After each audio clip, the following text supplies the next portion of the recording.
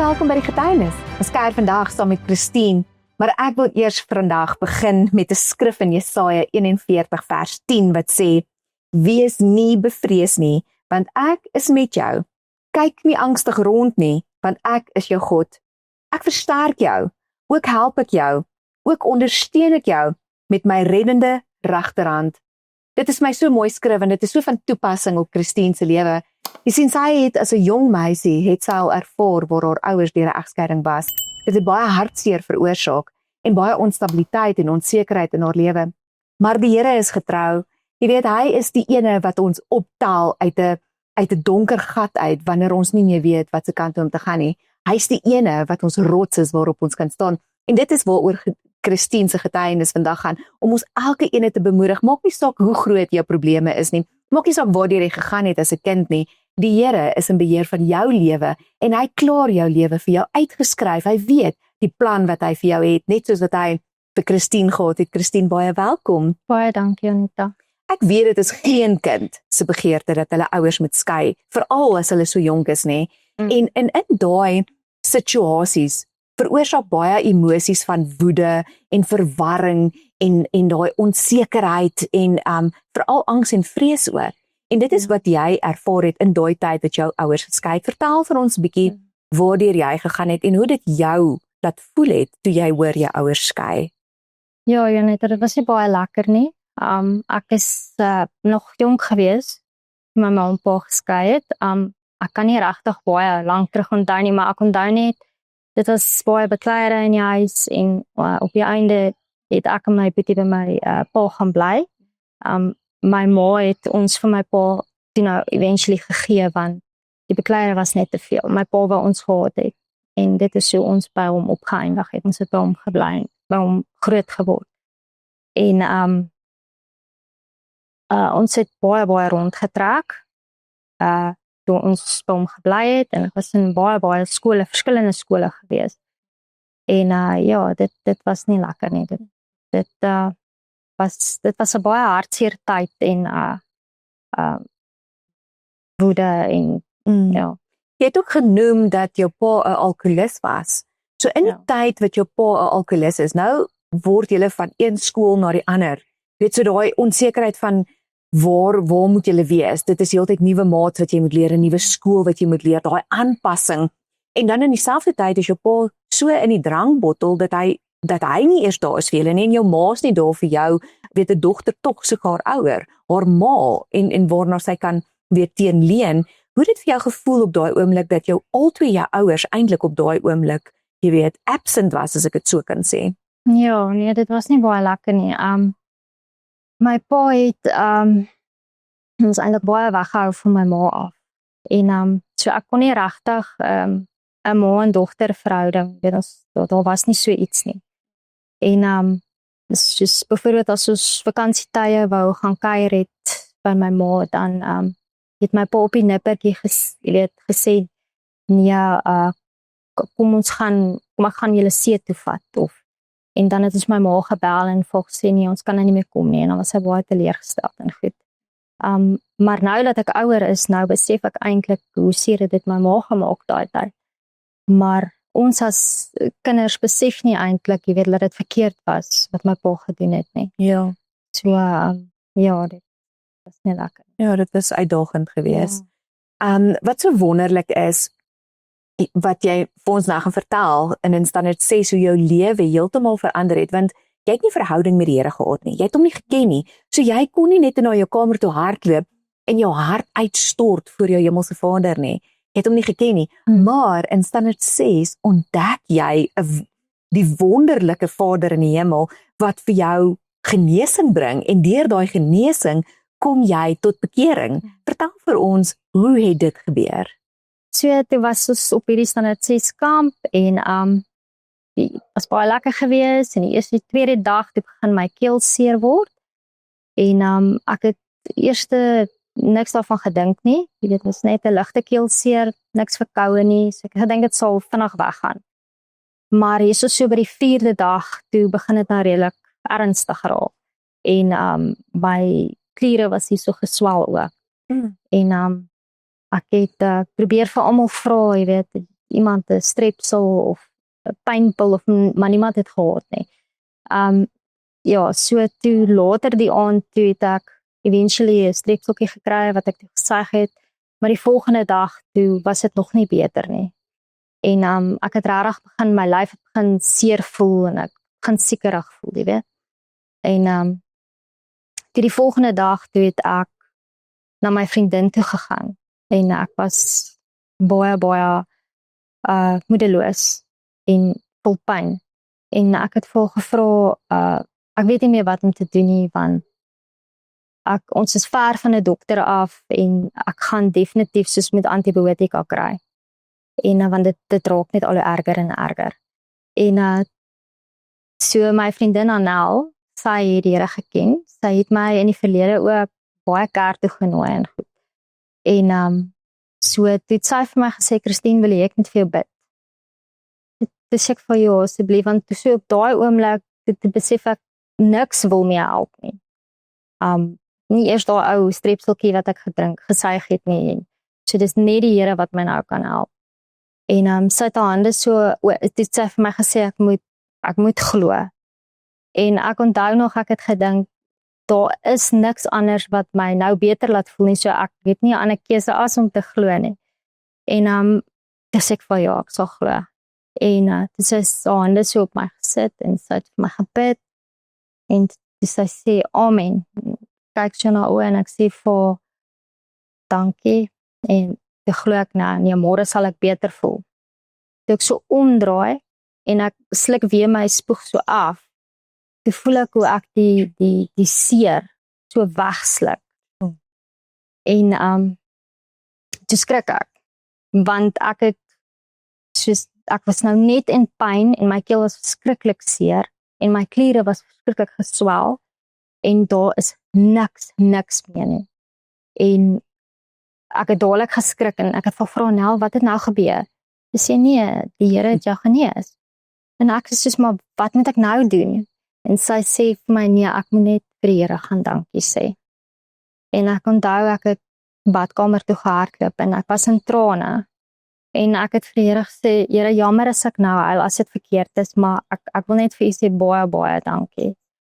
Maar dis daar waar ek besef het, daai dag dat ons 'n lewendige God aanbid. Christine, dit is my so wonderlik, toe sy jou vra of jou sê, jy moet glo. Jy weet, want in Hebreë staan, geloof is 'n vaste vertroue van iets wat jy glo, jy kan dit nog nie aanvat of sien nie, maar jy vertrou, dit is al so. En die feit dat sy vir jou gesê het, jy moet glo, want dis geloof wat daai genesing in aksie laat gebeur het, in aksie laat kom het. En die Here is so getrou wanneer hy sy genesing oor jou, en dit is nodig, want dit het jou hele lewe verander daarna, want dit het jou laat besef, maar hierdie is nie menslik nie, hierdie is nie menslik moontlik nie. Hierdie was 'n gebed, en jy voel hoe sluk jy die seer af, so iewers te moet hierdie vandaan kom, en dit is nie uit die mensheid gewees nie, dit was haar gehoorsaamheid om te bid vir jou, maar as gevolg van dit, die ervaring waardeur jy gegaan het jou onmiddellik laat besef, maar ek moet die Here dien, want hy het so pas vir my gewys dat hy bestaan. En as gevolg van daai ervaring waardeur jy gegaan het hy jou ook verlos van angs, en jy is gedoop met die Heilige Gees, jy is deur die doopwaters, jy het absoluut tot bekering gekom. Vertel vir ons daai deel van jou lewe. Ek kan sê, ja, so 'n paar maande daarna, toe het ek begin sukkel met angsaanvalle. En dit het nogal 'n hele rukkie aangehou. Was nie lekker gewees nie. En ek onthou, my pa het toe in daai tydperk sy hart vir die Here gegee, en daar het herlewing eintlik uitgebreek in ons hele familie aan my pa se kant. Wow, prys die Here daarvoor. Ja, so toe het ons op 'n besluit om almal 'n naweek weg te gaan, my pa en my tannies. En toe het ons gery, en ek onthou my pa het afgetrek by die garage, en toe het ek gevoel dat ek voel weer so angstig, en hier kom dit weer. En ek het dit so baie beleef die angsaanvalle dat ek nie geweet het hoe om dit te hanteer nie. En ek het net vir die Here gesê ek kan nie meer nie. Dit voel verskriklik erg en ek is baie bang en dit voel of ek gaan doodgaan. En hy moet my nou help. En toe het ek net so stil geword. Ek het net stil gesit en daar het net 'n ewe skielike skrif by my opgekom. En dit was Jesaja 41 vers 10. Dat ek het op daai stadium nie geweet wat daar staan nie. So ek het dadelik my Bybel uitgehaal en gekyk. En daar het gestaan dat ek moenie bang wees nie. Hy is by my, moenie angstig rondkyk nie, hy is my God. En toe ek daai stukkie lees, het dit heeltemal alles verander. Net daar het die Here my verlos. Want ek kon voel hoe daai vrees weggegaan het. Wow. Net deur daai stukkie te lees en ek het besef dat God se woord my vrygemaak. Ja. Is jou pa oor die doopwaters daai week? Wow. Ja. Ek wil net hierdie skrif lees wat ek net nou opgenoem het in Hebreërs 11 vers 1, maar dit is in die Amplified. So ek gaan dit net vir julle lees waaroor vertroue en geloof gaan. Ek weet almal moet hierdie skrif ken, maar ek gaan dit net lees vir die wat hom dalk nie ken nie. Now faith is the assurance, it's a title deed, a confirmation of things hoped for, divinely guaranteed, and the evidence of things not seen, the conviction of their reality. Faith comprehends as fact what cannot be experienced by the physical senses.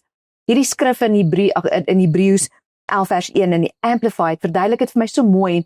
Net soos wat ek gesê het, hierdie was nie dit is humanly impossible wat die Here vir jou gedoen, menslik is dit onmoontlik, maar dadelik kon jy geweet het, dis die Here. En die feit dat die Here jou pa ook tot redding gebring het, is 'n groot getuienis. Maar in daai tyd wat jou pa ook tot bekering gekom het, hoe het jou geloof jou gehelp om deur hierdie uitdagings in jou tienerjare deur te gaan? Hoe die Here jou gehelp en jou versterk deur daai tye? Ja, so ek het nie my ma by my gehad nie. Maar die Here was altyd daar vir my in die Heilige Gees. So ek het net naby die Here se voete gebly en in sy woord gelees en lofprysings geluister en kerk toe begin gaan. Ja, daai fellowship saam met gelowige mense, dit is wat jou bou ook, dit is wat jou versterk in jou geloof met Christus. Dis hoekom dit ook so belangrik is om na 'n kerk toe te kan gaan, want wanneer jy in jou donkerste en jou diepste gat is en jy gaan na die kerk toe waar daar praise and worship is, tos fellow believers, jy weet, wat saam met jou vertrou en in daai jy weet, as ek sê die teenwoordigheid van die Here, bring dit nuwe lewe uit jou uit en dit voel of jy hierdie donker wolk wat oor jou was net afval en dit versterk jou om weer deur te gaan, weet, vir die week wat voorlê. My man sê dit altyd so mooi, wanneer jy kerk toe gaan, die kerk gaan jou nie in die hemel bring nie, maar die kerk is jou volstasie. Want as jy 'n kar ry, jy klim in die kar en jy ry Kaap toe, waar moet jy stop op die ou end? Jy moet by 'n volstasie kom om daai kar op te vul. So die volstasie gaan nie, jy weet, dis maar net jy weet, om net jou te kry tot op jou destinasie. So dis wat 'n kerk ook beteken, daai fellowship, daai worship, daai teenwoordigheid van die Here is om jou vol te maak sodat jy die week kan aangaan. Maar in dit, Christine, het jy nou intussen getrou ook. Maar jy het tog uitdagings in jou eie persoonlike lewe gereeld tot vandag toe ervaar en selfs in jou huwelik. Vir dit waardeur jy gegaan het as kind en dinge wat jy ervaar het soos woede en daai opbouende frustrasie wat jy in jou huwelik ingedra het. Wat 'n raad het jy vandag vir iemand waardeur miskien dalk deur dieselfde gaan en jy kan vir hulle vertel, hoorie, maar uit my ervaring uit kan ek jou waarsku, kyk uit vir hierdie dinge of gaan vir bevryding of wat ook al, wat kan jy daar noem wat jy ervaar het in jou huwelik? Ek kan nie, Janita, die belangrikste ding wat ek geleer het in my hele lewe is om jy moet vir die voete van die Here bly en jy moet in sy woord bly en jy moet 'n verhouding met hom hê. Anders gaan jy blapse maak. Waar ook al in jou verhoudings, by jou werk, wat jy ook al doen. Jy gaan regtig net op God moet vertrou en in hom moet bly, sodat hy jou kan verander. Ek is tweede keer getroud. My eerste huwelik was nie baie goed nie. Ek was baie woede gehad en ek kwaad geraak het, borde stukkend gegooi. Ek het met my ex-man te lyf gegaan en na die tyd dan voel jy baie sleg, maar dit is die daad wat gedoen is en jy voel baie spyt daaroor. En ek is nou nog besig om aan my woede-uitbarstings te werk. Het gaan al baie beter. Maar ek vertrou die Here om my ten volle te verander. Absoluut. Soos wat hy wil hê ek moet wees. Ja. Het jy vrese gehad in jou huwelik dat jy dalk deur dieselfde mag gegaan het wat jou ouers deur gegaan het? Definitief, ja. Ek was altyd bang my man terneek op my. Soos wat my pa gemaak het met my ma. En ja, dit het definitief baie vrees gebring en woede, natuurlik die ergste, ja. Ja, so my raad is om nie te skei nie, maar dis nie net ek wat so sê nie. Die Here wil ook nie hê mens moet skei nie. Woord sê so, in Genesis en Malagi. En dit is regtig net die Here wat jou kan help. Te midde van jou swaar kry, wil ek jou vandag bemoedig dat die Here is ons anker. Jy weet, as jy vandag in 'n situasie sit en jy voel maar, Christine, my ouers is deur geskei en ek het hierdie vrees dat ek mag dalk dieselfde ervaar. Jy weet, dit is wat met my gebeur het as 'n jong meisie. Het ek hierdie vrese gehad dat my man my gaan verneek, want ek het dit ervaar in my eie kinderhuis. En dit was vir my 'n groot vrees gewees en hoe ek daardeur moes gewerk het om te sê, Here, ek gaan nie my man wantrou nie, want daai gee die vyand 'n legal right om in my kamer van my hart in te kan kom en te kom steel. Jy sien, hy wil net so net 'n bietjie verwarring en twyfel in jou hart inbring. Ons moenie daai deur vir Satan oopmaak nie. Ons moenie eers vir hom die sleutel gee van vrees nie. Want die oomblik wat hy daai sleutel het van vrees, kan hy kom en hy kan kom steel en verwoes. Jy weet, maar die Here is getrou. So ek wil jou vandag bemoedig as jy na hierdie getuienis luister en jy voel in jou hart, maar dis dalk die enigste uitweg is skei. Nee, dit is nie. Want die Here sê in sy woord, dit wat hy bymekaar gevoeg het, kan geen mens skei nie.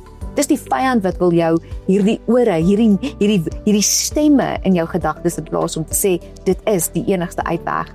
Maar as jy en jou lewensmaat hierdie besluit vandag maak, en jy sê, maar ek en my maat gaan saam in hierdie huwelik werk, en julle gaan vir hulp, vir berading, 'n geestelike beraader, kan die Here julle huwelik red.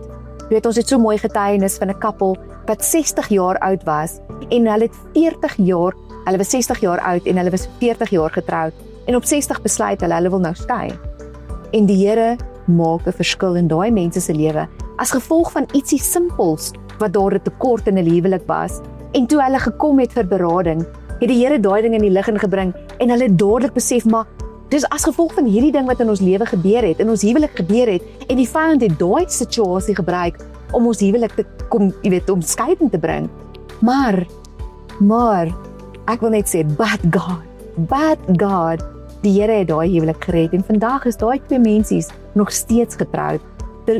Alles te eer vir die Here, alles tot eer van die Here. So ek wil vir julle hoop gee vandag, daar is hoop. Moenie dink dit is die enigste uitweg nie, moenie dink dit is die maklikste uitweg nie. 'n Verhouding en 'n huwelik pad opoffering. As jy daaraan werk, gaan dit werk. As jy daaraan aandag gee, sal dit werk, maar jy moet die Here in jou verhouding inbring. Jy moet die Here eerste stel in jou huwelik en hy sal die res vir jou byvoeg. Dis my bemoediging vir jou vandag. Ek hoop jy kan hierdie boodskap ten harte neem en sê, Here, ek vat hierdie boodskap vir myself. As daar iets is waarmee ek sukkel, bid ek dat U hierdie ding vir my sal uitwys, sodat ek kan loskom, dat hierdie ding nie 'n deel in my huwelik kan hê, waar die vyand kan kom verwoesting bring nie. Christine, baie dankie dat jy jou getuienis gedeel het vandag en mense kan bemoedig om te sê, you know what, die Here kan jou vrymaak van angs, die Here kan jou vrymaak van vrees, die Here kan jou vrymaak van woede uitbarsting, as jy net op hom vertrou. Van die getuienisspanne wil ons vir jou sê, dis 'n beker, geniet hom en mag die Here jou seën. Dankie. Ons gaan julle groet tot 'n volgende keer. Shalom. Hy het eweskielik so geflapper. Kyk pos.